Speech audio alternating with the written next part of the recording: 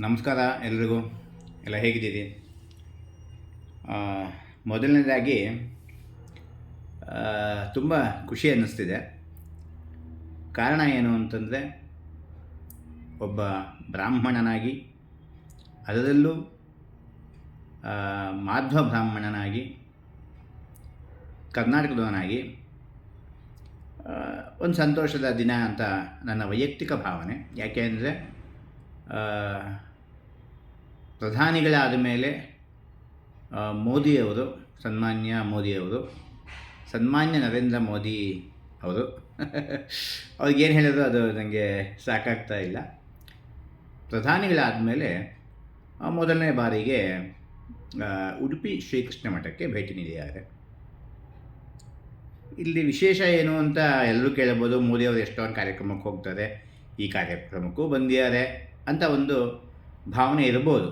ಆದರೆ ಅದು ನನಗಂತೂ ಒಂದು ಹೆಮ್ಮೆಯ ವಿಷಯ ಅಂತ ನನ್ನ ವೈಯಕ್ತಿಕ ಭಾವನೆ. ಅದನ್ನು ಹಂಚ್ಕೊಳ್ಳೋಕೆ ನಂಗೆ ಇಷ್ಟ ಆಯಿತು.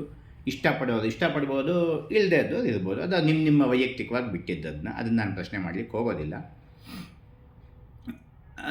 ಹಿಂದೆ ಮೋದಿಯವರು ಯಾವುದೋ ಒಂದು ಉಡುಪಿಗೆ ಬಂದಾಗ ಕೃಷ್ಣ ಮಠಕ್ಕೆ ಭೇಟಿ ನೀಡೋಕ್ಕೆ ಆಗಿರಲಿಲ್ಲ. ಪೂಜ್ಯ ಪೇಜಾವರ ಮಠಾಧೀಶರಾದ ವಿಶ್ವೇಶತೀರ್ಥ ಶ್ರೀಪಾದಂಗಳವರು ಬರಬೇಕು ಅಂತ ಅವ್ರಿಗೂ ತುಂಬ ಸಂಬಂಧ ತುಂಬ ಚೆನ್ನಾಗಿತ್ತು. ಆವಾಗಲೂ ಅವ್ರು ಬಂದಿರಲಿಲ್ಲ.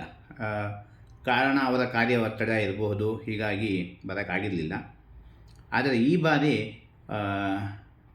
ಪರ್ಯಾಯ ಪೀಠಸ್ಥರಾದ ಪರಮಪೂಜ್ಯ ಶ್ರೀ ಸುಗುಣೇಂದ್ರ ತೀರ್ಥ ಶ್ರೀಪಾದಂಗಳವರು ಸನ್ಮಾನ್ಯ ಮೋದಿ ಅವರಿಗೆ ಒಂದು ಆಹ್ವಾನ ನೀಡಿ ಅವ್ರನ್ನ ಕಾರ್ಯಕ್ರಮಕ್ಕೆ ಬರೋ ಹಾಗೆ ಮಾಡಿ, ಮತ್ತು ಕೃಷ್ಣ ಮಠಕ್ಕೆ ಅವರು ಭೇಟಿ ನೀಡೋ ಹಾಗೆ ಮಾಡಿದ್ದಾರೆ.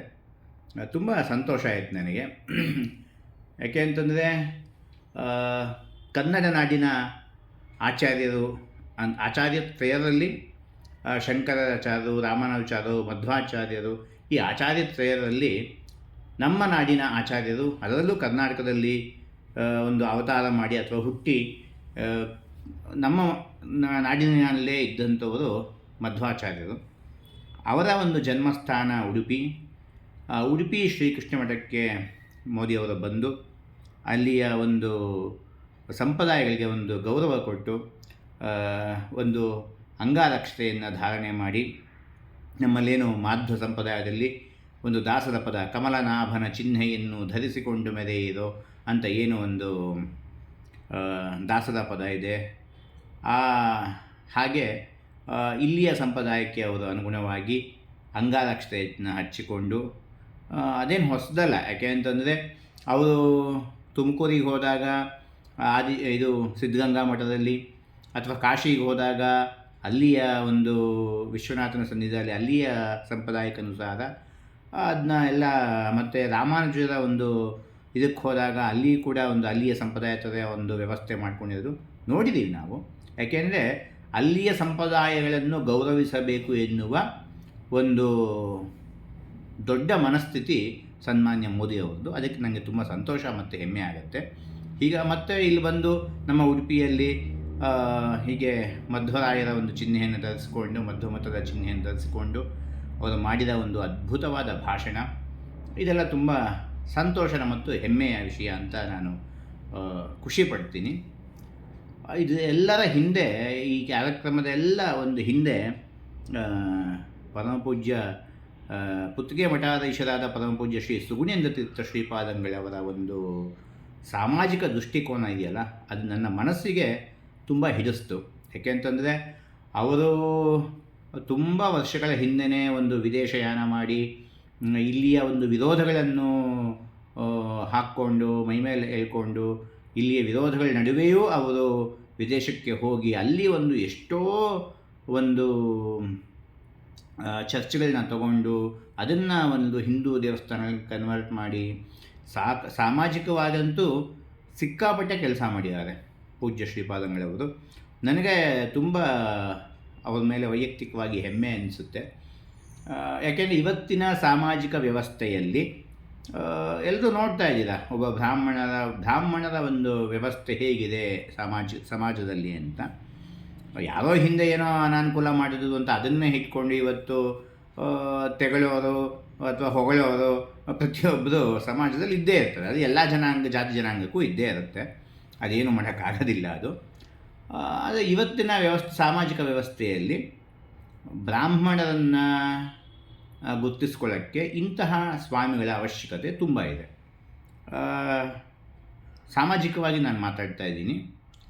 ಪೂಜ್ಯ ಸುಗುಣೇಂದ್ರ ತೀರ್ಥ ಶ್ರೀಪಾದಂಗಳವರ ಒಂದು ದೂರ ದೃಷ್ಟಿ ಮತ್ತು ಅವರ ಸಾಮಾಜಿಕ ಕಳಕಳಿ ಮತ್ತು ಹಿಂದುತ್ವದ ಬಗ್ಗೆ ಮತ್ತು ವಿಶ್ವಶಾಂತಿಯ ಬಗ್ಗೆ ಅವರಿರುವಂತಹ ಒಂದು ಕಳಕಳಿ, ಇದೆಲ್ಲವುದು ತುಂಬ ಹೆಮ್ಮೆ ಪಡುವಂಥ ವಿಷಯಗಳು. ಹೀಗಾಗಿ ಅವರ ಒಂದು ಇಷ್ಟು ವರ್ಷಗಳ ಪರಿಶ್ರಮದ ಫಲವಾಗಿ ಇವತ್ತು ವಿಶ್ವನಾಯಕನಾದಂತಹ ಮೋದಿಯವರನ್ನ ಒಂದು ಉಡುಪಿಗೆ ಬರುವಂತೆ ಮಾಡಿದೆ ಅಂದರೆ ತಪ್ಪಾಗಲಿಕ್ಕಿಲ್ಲ ಅನ್ನೋದು ನನ್ನ ವೈಯಕ್ತಿಕ ಭಾವನೆ. ತುಂಬ ಸಂತೋಷ ಆಯಿತು. ಯಾಕೆಂದರೆ ಸ್ವಾಮಿಗಳು ಅಷ್ಟು ಕಷ್ಟಪಟ್ಟಿದ್ದಾರೆ. ಮತ್ತು ಒಬ್ಬ ಪ್ರಧಾನಮಂತ್ರಿಗಳನ್ನು, ಅದರಲ್ಲೂ ಇವತ್ತಿನ ಕಾಲಘಟ್ಟದಲ್ಲಿ ವಿಶ್ವನಾಯಕರಾದಂತಹ ಮೋದಿಯವರನ್ನ ಕರೆಸೋದು ಒಂದು ಉಡುಪಿಗೆ ಅಂತಂದರೆ ಒಂದು ತುಂಬ ಕಷ್ಟದ ವಿಷಯ. ಯಾಕೆಂತಂದರೆ ಅಲ್ಲಿಯ ಒಂದು ಭದ್ರತೆ ವಿಚಾರ ಆಗಿರ್ಬೋದು, ನಮ್ಮ ಒಂದು ವ್ಯವಸ್ಥೆಗಳಾಗಿರ್ಬೋದು, ಅದಕ್ಕೆ ಅನುಗುಣವಾಗಿರಬೇಕು ಅವರ ವ್ಯವಸ್ಥೆಗಳು, ಅದನ್ನೆಲ್ಲ ನೋಡಿಕೊಂಡು ಪ್ರತಿಯೊಂದು ಹಂತವೂ ಕಷ್ಟ ಇದೆ.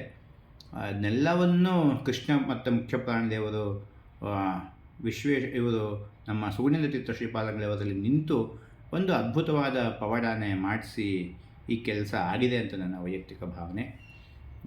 ತುಂಬ ಸಂತೋಷ ಆಯಿತು. ಯಾಕೆ ಅಂತಂದರೆ ನಮ್ಮ ಸುಗುಣೇಂದ್ರ ತೀರ್ಥ ಶ್ರೀಪಾದಂಗಳವರು ತುಂಬ ಅವರ ಸಾಮಾಜಿಕ ಕಳಕಳಿ ತುಂಬ ಸಂತೋಷ ಆಯಿತು ನನಗೆ. ಯಾಕೆ ಅಂತಂದರೆ ಅದನ್ನ ಸಂತೋಷಪಟ್ಟೆ, ವಿಪರೀತ ಸಂತೋಷ ಆಯಿತು. ಅದನ್ನ ಈ ಮೂಲಕ ಹಂಚ್ಕೊಳ್ಳೋಕ್ಕೆ ನಾನು ಖುಷಿ ಪಡ್ತಾಯಿದ್ದೀನಿ. ಮೊನ್ನೆ ನಾನು ಉಡುಪಿಗೆ ನನ್ನ ವೈಯಕ್ತಿಕ ಕಾರ್ಯಕ್ರಮ ಭೇಟಿ ನೀಡಿದ್ದೆ. ಆವಾಗ ಅವರ ಹತ್ರ ಇದನ್ನೆಲ್ಲ ಹೇಳಬೇಕು ಅಂತ ಆಸೆ ಇತ್ತು. ಆದರೆ ಅವರ ಕಾರ್ಯವತ್ತದಿಂದ, ನನಗೂ ಒಂದು ಕಾರ್ಯವತ್ತದಿಂದ ಅವ್ರನ್ನ ಭೇಟಿ ಮಾಡಿದೆ ಅಷ್ಟೇ, ಬಟ್ ಇದೆಲ್ಲ ಮಾತಾಡಲಿಕ್ಕಾಗಲಿಲ್ಲ. ಅವರ ಅವರು ರಿತೇಶ್ ತಂತಿ ಅವರ ಹತ್ರನೂ ಈ ಮಾತನ್ನ ಹೇಳಿ ಬಂದೆ ನಾನು. ತುಂಬ ಸಂತೋಷ ಆಗ್ತಿದೆ ಈ ಕಾರ್ಯಕ್ರಮದ ಬಗ್ಗೆ ಅಂತ. ಇನ್ನು ಕಿರಿಯ ಶ್ರೀಪಾದಂಗಳವರಂತೂ ಅವರು ತುಂಬ ಒಂಥರ ಅವರ ಆ್ಯಕ್ಟಿವಿಟಿ ನೋಡಿ ನನಗೆ ತುಂಬ ಸಂತೋಷ ಆಯಿತು. ಅವರ ಒಂದು ಆ ರಥ ಎಳಿಬೇಕಾದರೆ ಅವರ ಒಂದು ಪರಮಾತ್ಮನ ಒಂದು ಜೈಕಾರಗಳನ್ನ ಜೋರಾಗಿ ಹೇಳೋದು ಮತ್ತು ಇವತ್ತಿನ ಯುವ ಪೀಳಿಗೆಗಳನ್ನ ಒಂದು ಆಕರ್ಷಿತವಾಗಿ ಮಾಡೋದು ತುಂಬ ಸಂತೋಷ ಆಯಿತು. ಪುತ್ಗೆ ಕಿರಿಯ ಶ್ರೀಪಾದಂಗಳನ್ನ ನೋಡಿ. ಒಟ್ಟಾರೆ ಏನು ಅಂತಂದರೆ ಇವತ್ತಿನ ಒಂದು ದಿನ ಮಧ್ವರಾಯರ ಸನ್ನಿಧಾನದಲ್ಲಿ ಮೋದಿಯವರು ಬಂದಿದ್ದು ತುಂಬ ಸಂತೋಷದ ವಿಷಯ. ಕೃಷ್ಣ ಮಠಕ್ಕೆ ಭೇಟಿ ನೀಡಿದ್ದು, ಇದರ ಹಿಂದೆ ಕೆಲಸ ಮಾಡಿರ್ತಕ್ಕಂತಹ ಪ್ರತಿಯೊಬ್ಬ ವ್ಯಕ್ತಿಗಳು, ಅದು ಯಾರೇ ಆಗಿರ್ಬೋದು, ಒಂದು ಪರೋಕ್ಷವಾಗಿ ಅಪರೋಕ್ಷವಾಗಿ ಪರಮ ಪೂಜ್ಯ ಶ್ರೀಪಾದಂಗಳವರಿಗೆ ಬೆಂಬಲವಾಗಿ ನಿಂತಹ ಪ್ರತಿಯೊಬ್ಬರೂ ಒಂದು ಅಭಿನಂದನೀಯರು. ಅದರಲ್ಲಿ ಪೊಲೀಸ್ ಆಗಿರ್ಬೋದು, ಪತ್ರಕರ್ತರಾಗಿರ್ಬೋದು, ಅಥವಾ ಯಾರೇ ಆಗಿರ್ಬೋದು, ರಾಜಕೀಯ ವ್ಯಕ್ತಿಗಳಾಗಿರ್ಬೋದು, ಅಥವಾ ಇಡೀ BJP ಟೀಮ್ ಆಗಿರ್ಬೋದು, ಪ್ರಹ್ಲಾದ್ ಜೋಶಿ ಅವರಾಗಿರ್ಬೋದು, ಇಂಥದ್ದೊಂದು ವಿಜೇಂದ್ರ ಆಗಿರ್ಬೋದು, ಯಾರದೇ ಅಂತ ಹೇಳಕ್ಕೆ ಒಬ್ಬೊಬ್ಬರೇ ಹೆಸರು ಹೇಳ್ತಾ ಹೋಗೋಲ್ಲ.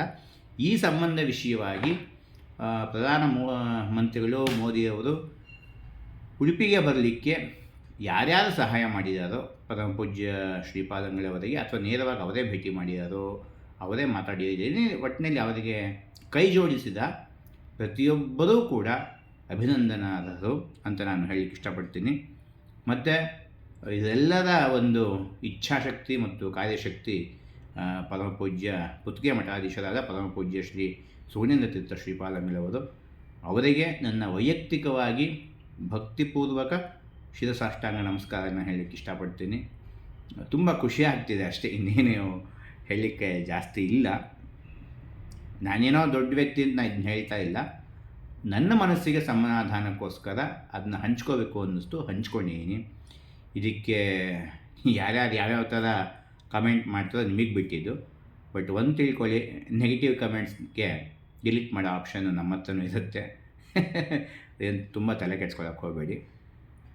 ಸ್ವಾಮಿಗಳಿಗೆ ಮತ್ತೊಮ್ಮೆ ನಮಸ್ಕಾರ ಹೇಳ್ತಾ ಎಲ್ರಿಗೂ ಒಳ್ಳೆಯದಾಗಲಿ, ಶುಭವಾಗಲಿ. ನಮಸ್ಕಾರ.